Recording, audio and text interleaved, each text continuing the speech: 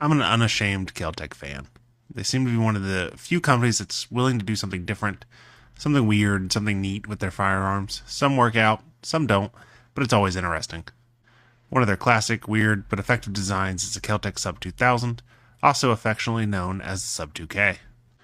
The Sub 2K is currently in its third generation, and honestly, when the third generation came out, I just wasn't that interested. I liked the upgrades it was making, but I just didn't need another 9mm carbine. I already had a KelTec Sub 2000 Gen 2, and I had the special M Carbo scope mount, and it was good enough. And then KelTec released the 5.7 by 28mm version, and that caught my attention. The 5.7 by 28 isn't a traditional pistol round, and it's not a traditional rifle round. It's something kind of in between the two.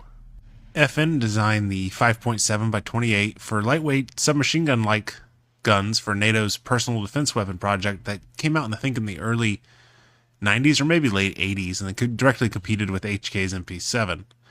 So the program was pretty much dropped by NATO, but some of these weapons have been adopted by various military forces and various police forces. So the cartridge was designed to defeat soft armor and to provide a greater overall range than a 9mm cartridge. Now, if you look at a 5.7 round, it kind of looks like a rifle round, just kind of shrunk in comparison. So the 5.7 by 28 features a Spitzer bullet, which means it's a pointy bullet rather than a round bullet like a pistol. The cartridge has a bottleneck design, and it has a small overall footprint.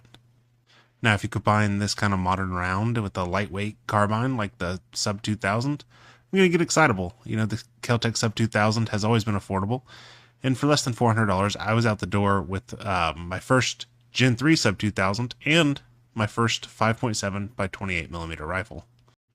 So why does the 5.7 by 28mm match the KelTec Sub 2000 so well? Well, the Sub 2000 famously folds in half to reduce the overall length to about 16 inches, give or take. You know, the folding design makes this one of the most compact rifles on the planet. It's incredibly small and very lightweight, making its handiness its main strength. It's easy to stash and store and makes for a great truck gun, a camping rifle, and even a self-defense rifle. With those strengths in mind, I think the 5.7 by 28mm round helps emphasize the rifle's handiness. The 5.7 round complements all of the Sub 2000 strengths to make the rifle the handiest rifle it could be, if you will. More so than an H&R handy rifle. The round offers more range than a 9mm and has been proven to be fairly effective. Now, it doesn't outperform like a 5.56 by any means, but can you put a 5.56 round in a rifle this light, compact, and affordable, and also make it fold in half? No, probably not. The 5.7 gives you about 200-ish yards of effective range, especially when paired with some form of magnified optic. Now, this micro-sized projectile is actually a pretty solid penetrator, and I feel that a 5.7 could be a good low recoil defensive option. There are better options for defensive use, for sure, but for folks who lack upper body strength and are recoil sensitive, the 5.7 by 28mm is going to be tough to beat, especially from a rifle. It recoils like a 22 Magnum, but is much faster and much more lethal than a 22 Magnum.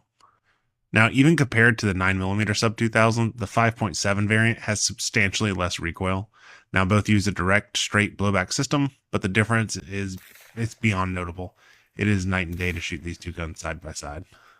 Now, there's a couple downsides to the 5.7, namely when it comes to like terminal ballistics, it behaves like a pistol round.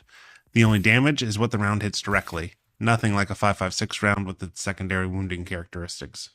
Now, one benefit the 5.7 offers is that it does tumble, which can create larger wound tracks, and modern loads from Spear Gold Dot can also expand like a traditional jacketed hollow point. Now, the biggest downside for a lot of folks is going to be the price of the ammo. It is more expensive than 9mm and than most other pistol rounds. So the big difference between the Gen 3 and other Sub 2000 generations is the ability to use optics. Now, older versions of the Sub 2000 really didn't allow you to use optics. The Gen 1 didn't have any kind of mount. The Gen 2 had a Picatinny mount, but if you threw an optic on it, you couldn't fold the rifle anymore. So this led to mounting systems like the M Carbo system that folds out of the way so you can still fold the gun. That's kind of a pricey option when you're already buying a rifle and an optic. So the Gen 3 made it optics ready out of the box. So how do you do this with a folding rifle? Well, it's pretty easy. You have a handguard that rotates when you fold the rifle. So it rotates to the right or left, it's user's choice. and this allows the top of the handguard with the optic in place to rotate the optic out of the way as you fold the gun in half. This does mean the gun no longer comes with iron sights, but I'm betting most people won't miss them. If you really want a sub 2000 with iron sights, I guess the Gen 2 is for you. Now this system does work fine, but I kind of wish the sub 2000 would rotate like a complete 180 degrees to place the optic on the same plane as the pistol grip. It kind of currently sticks out to the side and creates a much bulkier package than necessary. There are some aftermarket, I believe there's a Gen 2 aftermarket handguard that rotates 180 degrees, and I really wish KelTec would have done that with the Gen 3. Now, besides the rotating handguard, there's not a lot of big differences between the Gen 3 and Gen 2. The barrel is still threaded, and numerous 22 cans are 5.7 rated, but definitely double check that before you light it off. Subsonic 5.7 exists, and it's not tough to find. I think it's a 62 grain round. I'm using a 5.56 suppressor, specifically a Velos 5.56K from Silencer Co. It suppresses surprisingly well, and the flow-through nature of the can keeps it from getting super gassy. So we still get kind of this partial M-lock rail that's also a Picatinny rail. It's all polymer, but it works fine. The stock adjusts the 3 different positions, but it's not like an AR stock where you just slide it out. You actually have to remove the stock, position it, pin it back in place, and go.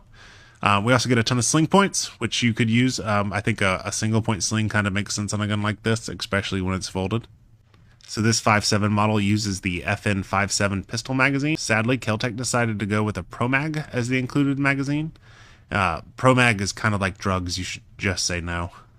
So this specific version of the Gen 3 and 5.7 only weighs 4.36 pounds. That's crazy light for a semi-auto platform, and it makes the rifle perfect for tossing in a pack. Makes it a great little survival rifle, to be honest, and also good for vehicles, but we'll talk a little bit more about its uses later. I equipped my sub 2000 Gen 3 with the Primary Arms Micro Prism with 3 power magnification. If I'm shooting 5.7, I might as well take advantage of the extra range it offers. Now, the combination of the 5.7 and the Micro Prism isn't all that great.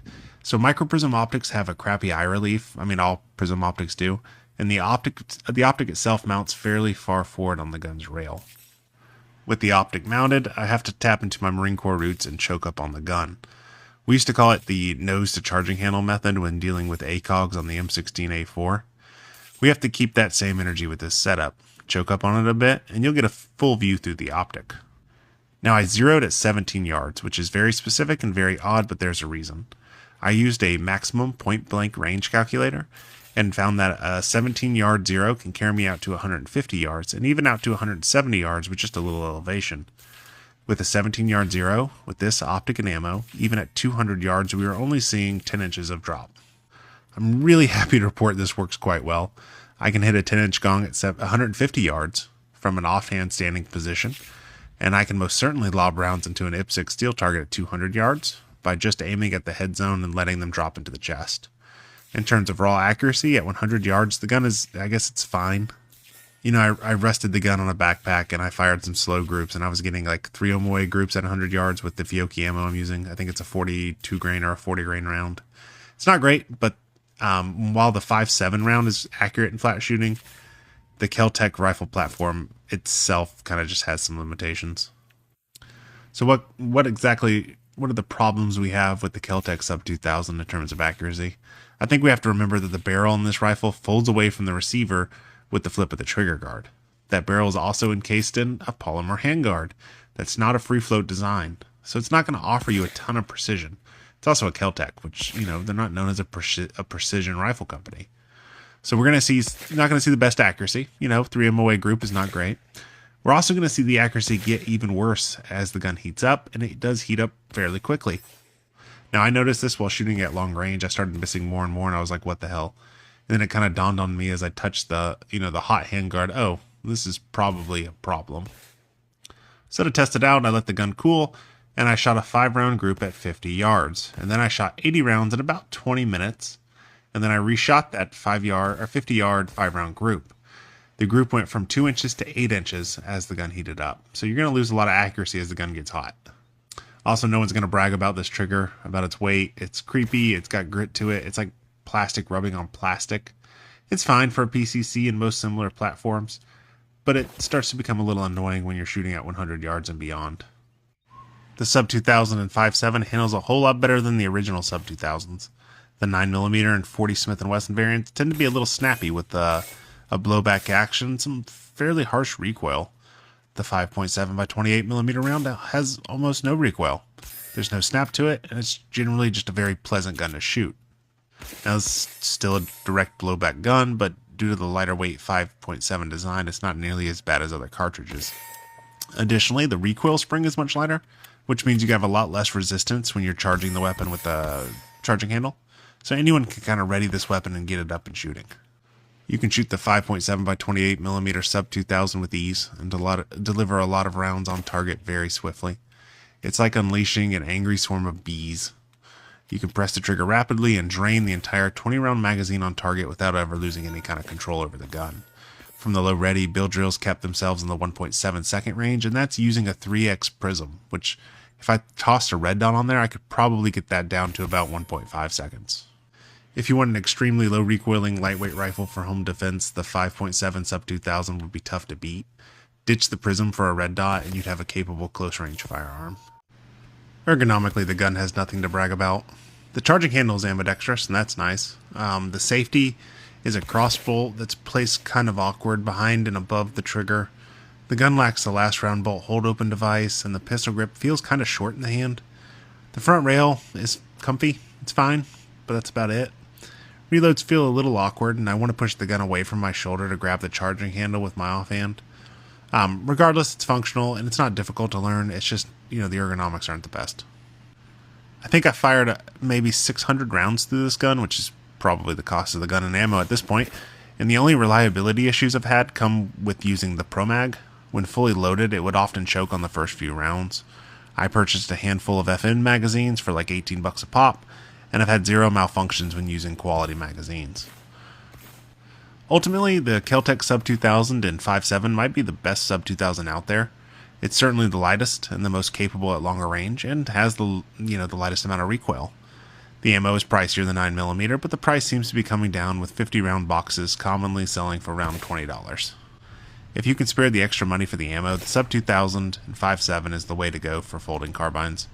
Hopefully, Smith & Wesson responds with a 5.7 FPC, and we can get a few more affordable 5.7 carbines. I think the concept of a compact, lightweight rifle pairs well with the 5.7 round. Now, I mentioned this could be a great home defense weapon for someone who's recoil sensitive. I think this could also be a solid camping rifle. A camp rifle is traditionally a pistol caliber carbine of some kind anyway, and the little 5.7 gun would make for a lightweight option, and the Sub 2000 is so cheap. Plus, it could fold up and be kept in a pack or a trunk or in a camper with kind of relative ease. Obviously, it could be a famed truck gun. Now, I think truck guns are kind of lame, but it could be one. It's compact and lightweight, so it does, fit in your trunk just fine. The 5.7 round could be great for small game, maybe up to coyotes within 100 yards, but the ammo is a little bit pricey for that compared to other options. I think the 5.7 Sub 2000 could fill any role you really want outside of long-range precision rifle. If that's not going to be a big issue, then this little gun's a ton of fun. With that said, that's all I have to say. So I want to thank everyone for watching. I guess I'm supposed to tell you to like and subscribe and comment. Apparently that helps. I've had a lot of growth this month, and I'm very thankful. So that's on you guys. So you're great. Bye.